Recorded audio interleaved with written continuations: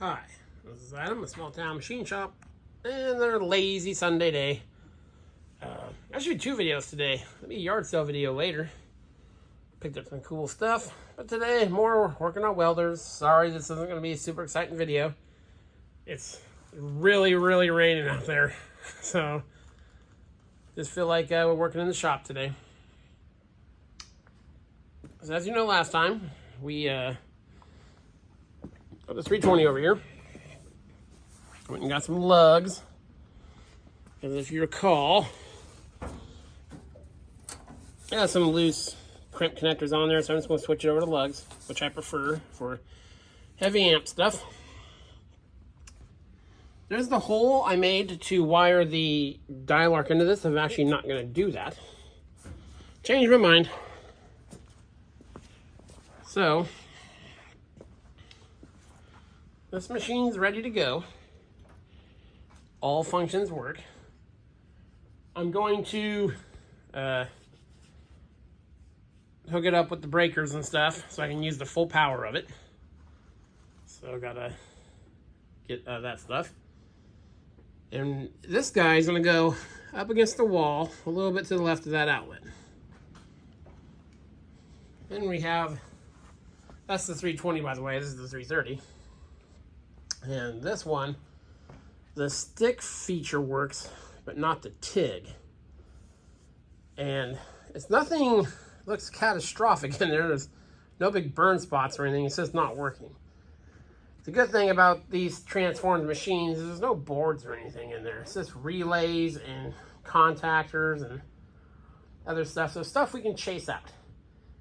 And the stick feature on these is it doesn't use a lot of this stuff. Looking at the electrical diagram.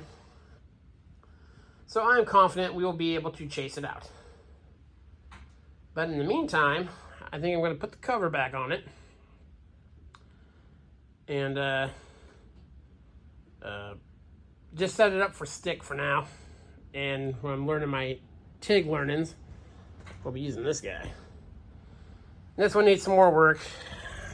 Previous person, I assume when they're testing it, they wired a plug to the end of it there and use split bolts down there. Kind of hokey. Well, not kind of hokey, but just they were using it hook it up to a different outlet for testing purposes. So we will be changing that. And then this one is going to sit next to this one over here. And because I won't have this big base thing that's on this guy, actually this will fit there, this will fit there. If I get rid of some of the stuff in this corner and scooch the air compressor over, I can fit the dial arc over there, and its outlet is right there. So that's its own circuit. So yeah, that's what we're gonna do. I still want to build the shelf on top. I might have it go tall enough to go over this for storage. If I get a larger plasma cutter in the future, you know, boxes of rod, extra leads, stuff like that. I think I got 2 more hose reels for leads that came with this machine. This one here actually came with like, I think both leads are 100 feet, 75 or 100 feet of 1/0. So that's cool. And well, they all came with leads. So yeah, we'll still build a shelf, so some storage area. So first things first, I'm going to change those lugs out on this and get it into position. I'll bring it back. Again, this isn't going to be a super exciting video. Just knocking stuff out in the shop. I need to get these welders going because I got a couple big projects coming in I'm going to bring you along with. I got a backhoe bucket that needs to be re-eared and some pump bases and stuff like that. So this is the impetus to get the front of the shop cleaned out. The bandsaw moved back there, so we have a lot more working room. And we have a outside futon here still. That'll be out of here probably tonight. Okay, let's get to work on this. Okay, I apologize. The lighting is going to be terrible back here. Putting on our lugs. Basically just cut the old crimp connector off. Strip the wire back. And grab your lug. Back out our screw.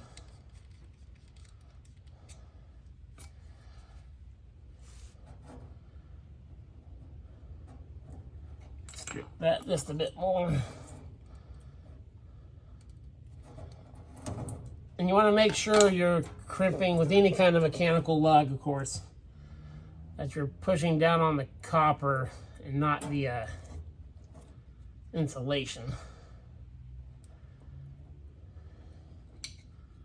Make sure all the strands are in there.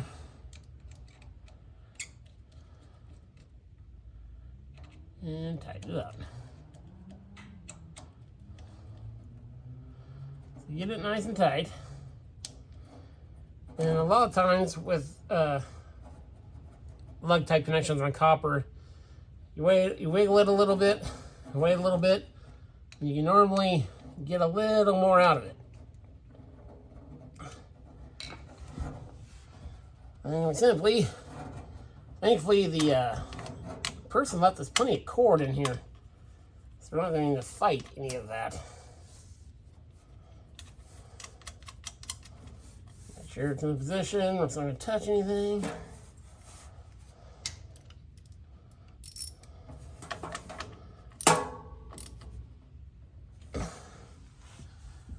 And there we go, a very tight, very good connection.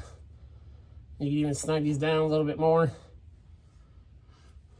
Go ahead and switch sockets here. And of course, the machine is unplugged. There's not even a plug on it. And if you don't feel comfortable messing with wiring, then my best advice to you is to not do it. It's that simple. Especially, you know, this is pretty big wire. This will be a lot of amps running through this. So just know your limits is my best advice. Same thing. Cut off the connector here. There we go. Cut off the ground. Twist.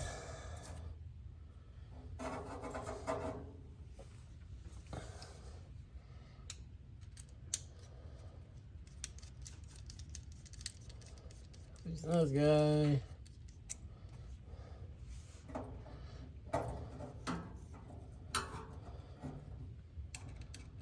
And same thing. They also sell these in aluminum. They're about half the price, maybe even a third of the price. I just prefer the copper ones. They seem more robust to me.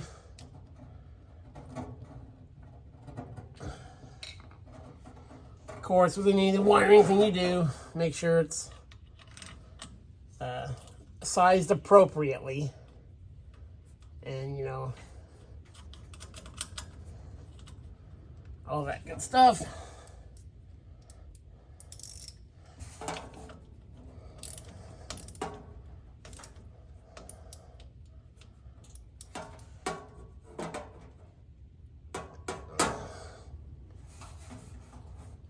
And there we go.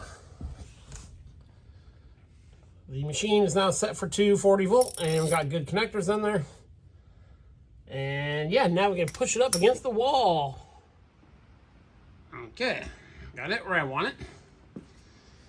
And this thing has a very loud, very good fan in it. I don't like to put my machines like right up against the wall. You know, let this thing breathe. The cooler it stays, the better. You know, make sure you can fit your fist back there.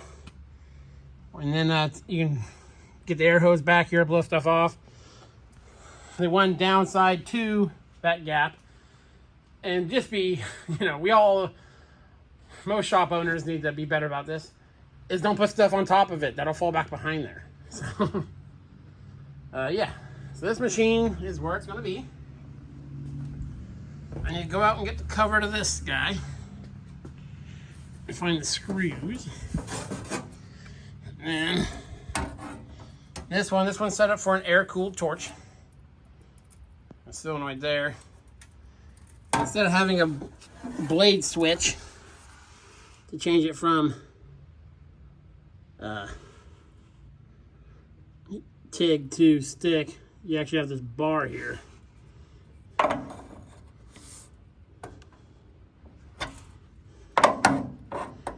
So we'll just loosen up these guys. Yeah, the other two welders have just a switch where you just, it's either engaged or it's not.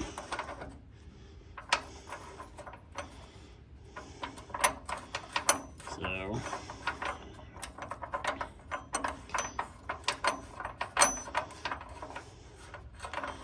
just move this guy down there.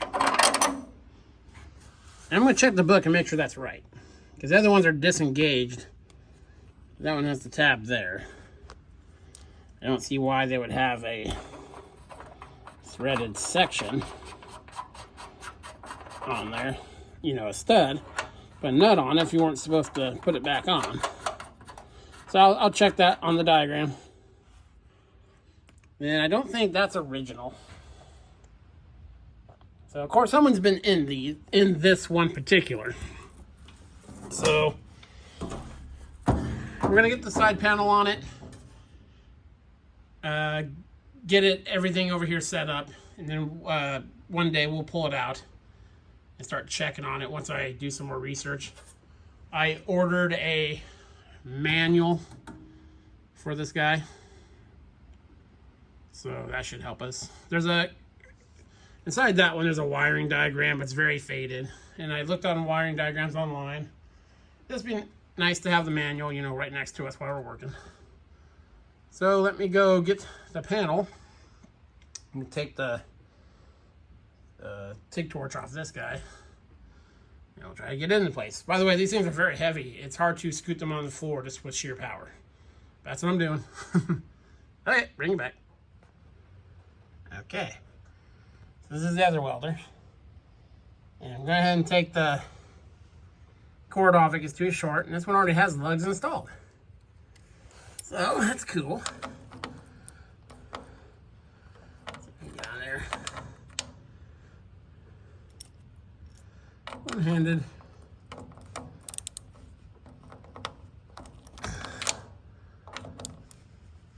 There we go. This one is already set up for 240 volt.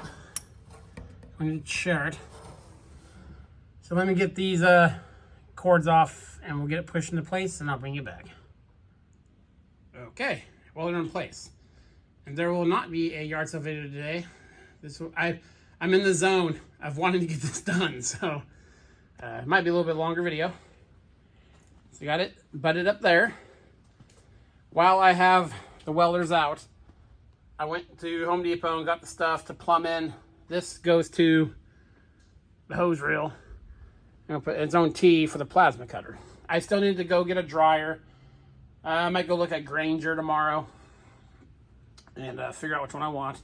This summer, I'd like to do a hard-lined system through the shop. I haven't decided what material. It's probably going to end up being galvanized.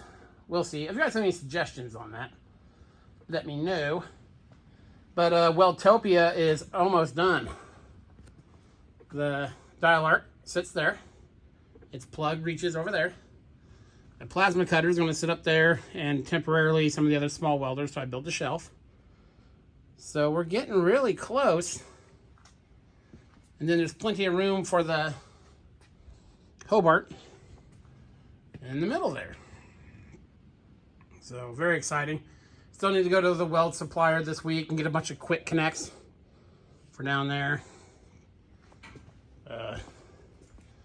I used the Tweco ones back there.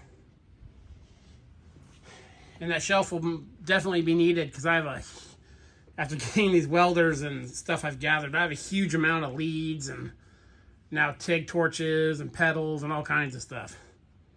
It's nice to have a place to put them. So let me get set up on tripod. We'll plumb that guy. And we're almost done. I got a lot done today. This feels awesome.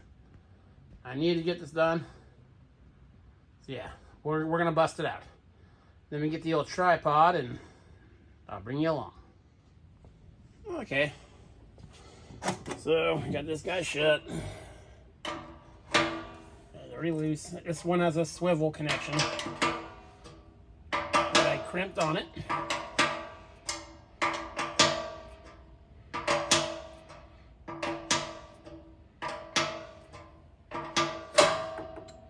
Yeah. And the air dryer I'm going to locate over there where right before it goes in the plasma cutter. So what we're going to do,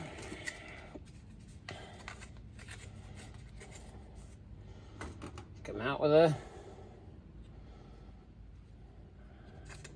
2-inch nipple. 3. By the way, 3 wraps is pretty much all you need on anything. I've been doing irrigation work for 20 years. I've seen people wrap it like 10 times. It's like, no. I don't think I've ever wrapped anything more than 3. Trim and frame. See, that's gonna go in there.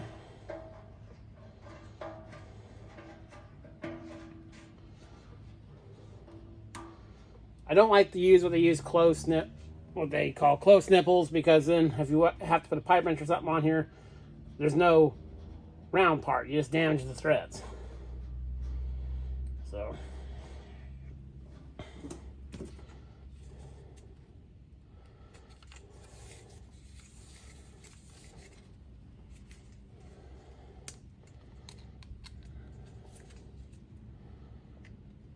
yeah, I'll get the hard pipe set up, and I want to put a hose reel outside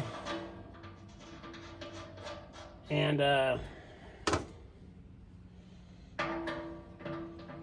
one over by the workbench, I think, and then a drop over by the machines. That'll just give me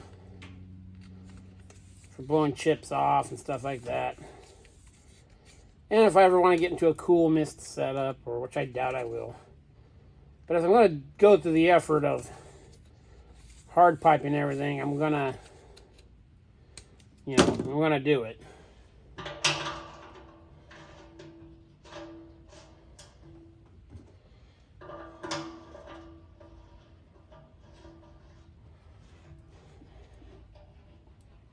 I'm using ball valves because ball valves are a positive shutoff valve. A gate valve is not. Not that it really matters. There's a little bit of air leakage here because I run the drain on my tank cracked all the time. Just barely.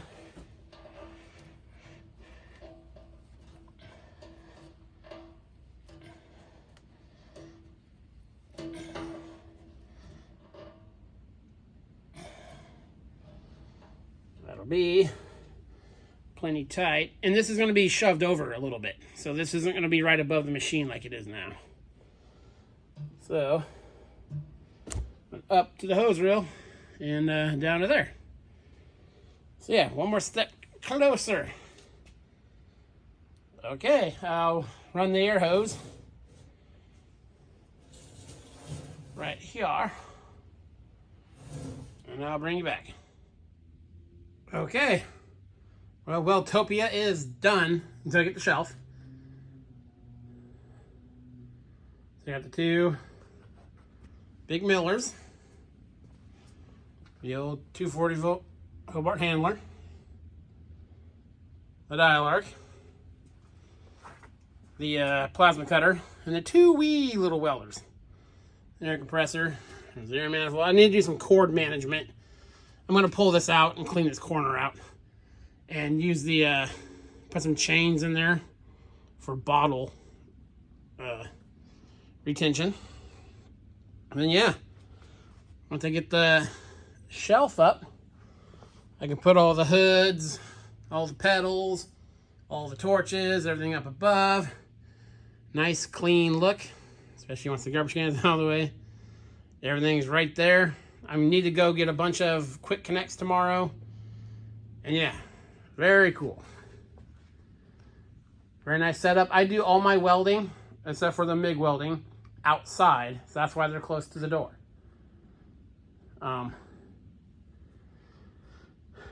Because I don't have the room in here. I don't like the sparks and all that in here. Because my shop is attached to my house. So yeah. Very happy with how it came out. A lot of little tedious work, but it's done. So yeah, we'll get the other miller out of here probably tomorrow. And maybe I'm going to get the metal for the shelf tomorrow, most likely. So that'll be coming up this week. And tomorrow we'll do a yard sale video. Awesome. This is Adam from Small Time Machine Shop. Please comment, like, and subscribe, and thanks for watching.